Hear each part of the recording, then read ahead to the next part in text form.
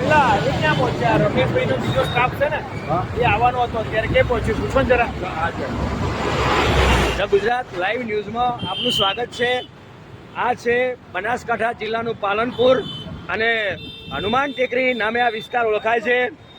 અહીં આ ઘટના અહીં વારંવાર આ રોડ ઉપર એક્સિડન્ટ બને છે અને આજે તમે જુઓ કે અઠવાડિયા પહેલા 3 વ્યક્તિઓનો એક્સિડન્ટ થયેલો ગઠામણ ગેટ હાઈવે ઉપર, એરોમા સર્કલ ઉપર, અને આજે આ ગાયનો એક્સિડન્ટ થયો છે.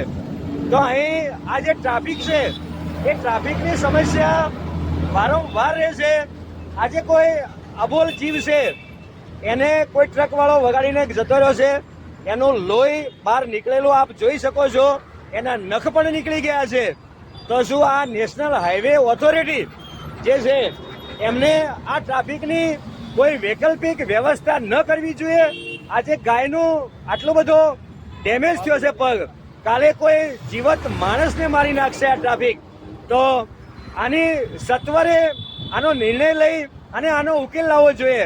બાયપાસ બાયપાસ બાયપાસ છેલ્લા 10 વર્ષથી આ શબ્દો આપણે સાંભળીએ છીએ, પણ આ બાયપાસ ક્યારે બનશે? એ બાયપાસ ન બને તો એને વૈકલ્પિક ડાયવર્ઝન આપવાની જરૂર છે અને ડાયવર્ઝન આપીને આ જે સમસ્યા છે એ સમસ્યાને સોલ્વ કરવાનો પ્રયત્ન જે પાલનપુરની જે સત્તાધીશ વ્યક્તિઓ છે, પાલનપુરની જે ઓથોરિટી છે એમને આ કરવાની જરૂર છે. જીવદયા પ્રેમીઓ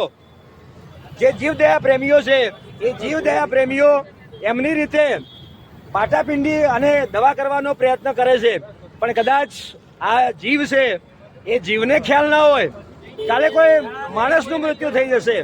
તો આ અંગે ઘટતું કરવા માટે પાલનપુરની પ્રજા ઈચ્છે છે કે ગુજરાત લાઈવ ન્યૂઝ બનાસકાંઠા પાલનપુર